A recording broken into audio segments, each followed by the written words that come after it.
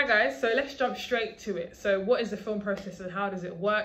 I'm going to be posting quite a few BTS videos of shoots that I do. I haven't posted it yet because I have to wait until the product comes out. Obviously client confidentiality and whatnot, until I can post my behind the scenes stuff. So I have a backlog that I will be posting. Moving swiftly forward. So when it comes to directing, I'm going to focus on that, and I might touch into producing and whatnot. But when it comes to directing, first things first is if someone comes to me and say, oh, like I want a TV pilot, or I want a music video, or I want a promotional video for my company, or short film, whatever it is, the first things first, I will have to obviously sit down, have a conversation with them, understand what is it they want from it. So what is their overall, you know, if they have an overall vision for it, if there's aspects that they want to definitely include, and also just kind of what they see, where they see this, what platforms they see this on, whether it's TV, website, online. So that's the first kind of conversation. So someone comes to me, says they have a project, we might have like a text conversation, phone conversation, and then we physically meet. So in all of these kind of things, if they're in the country, we will physically meet and have a conversation, and then that's when I'll get a good idea of everything that they're looking for, especially with the ones that are going to be more than just a 10-minute thing. If they're like a longer, like the TV pilot, for example, we'll use the TV pilot as an example. So for that one, I met with the writer, and she was the one that wanted to get it created. So the writer told me everything about, you know, the whole kind of series, how she saw it. And she also sent me, she had more than one script, so she sent me like 7 scripts of this series, and she wanted to do a pilot. Now I read through the first episode, and then this is the one she wanted to create, obviously, into the pilot. So I kind of had to break it down because it was, I think it was about over 50 pages before, and obviously this is something like a 30-minute type show she kind of had envisioned, or, you know, 30-45 minutes, but somewhere like a platform like Amazon, Hulu, Netflix type thing. So those are the platforms she was personally looking for. So we had a conversation, broke it down, talked about the script, talked about what she wants and stuff, and then obviously came up with, okay, we'll do a pilot. And pilots usually would be about 30 minutes long. Some of them will be an hour, depending if that's kind of the show time, but for hers, I don't believe it was a full hour kind of show. And also in terms of the budget, she had a 30-minute pilot worked out better.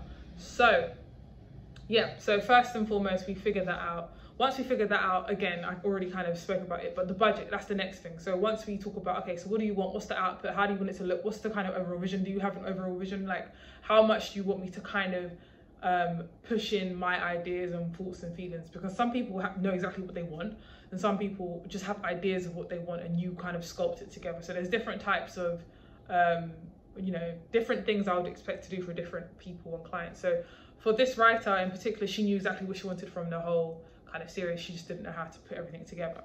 So we spoke about what her budget was and what she could afford. And then that came into, you know, what kind of equipment are we using? What kind of team are we going to put together, etc. So some people would say, yeah, you know, I have, what, 20,000 to put towards this, and this is what I have, this is my budget, and I want this to encompass everything from the cast, the crew, locations, equipment, etc. Like, I want it to encompass everything. Cool. Some people might say, I have a budget of 1,000 and I want that for everything. Like, it depends who you get. So for her in particular, she said that she didn't have a lot to spend, but she wanted to be able to produce a good quality product. So obviously from her budget, I said, okay, this is what I suggest in terms of the cameras that we use, etc., blah, blah, blah. And obviously in terms of the script, we'll definitely have to like cut the script down so it's not as long, because of the longer it is, the more expensive it's going to be for you. Also for a pilot, you don't need it to be that long. A pilot is really, if I'm describing what a pilot is, it's just showing the basis of how whatever the kind of show or concept is going to run. That's literally what a pilot does. So you don't really need it to be hours long. You don't want it to be too short. You want it to be enough so people can watch it and kind of understand the feel, the style, the vibe of whatever the show is or the product is. So after we had a discussion about that and then the budget, she told me, she then obviously said that she didn't want me to just direct, she wanted me to produce it as well. because she didn't know who to go to in terms of equipment. And so essentially I would end up producing it as well as directing it, and then I ended up editing it as well. Yeah, which happens a lot. Like I end up editing a lot of the work. So for me, I'm always, a lot of the time I'm doing more than one role. So it's hard to kind of, let's say, there's a lot to do. There's a lot to do because I'm usually doing more than one role. Obviously I'm going to get to a space where I'm just going to focus on directing, that's it. But for now, as I'm still building and growing, I'm going to use the talent that I'm able to do and continue to do that.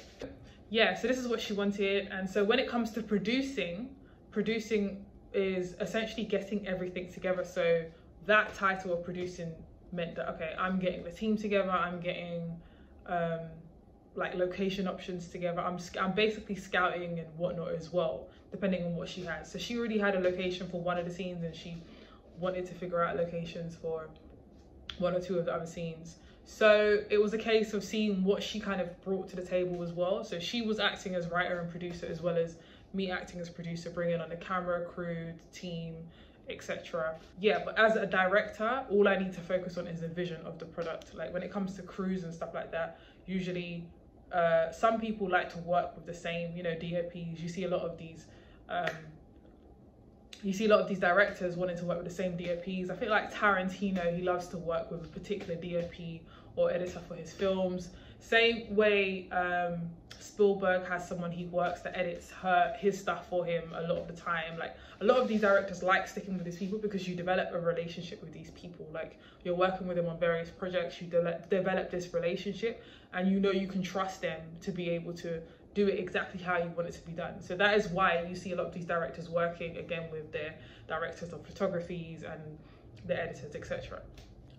So being the fact that I obviously direct and edit a lot of my stuff myself, I would obviously want to know the team I'm working with in terms of the videography team. So if she said to me, oh, she already has a production team, she just wants me to direct, it would definitely be a case of, okay, cool, well, let's, you know, do my own vetting and see.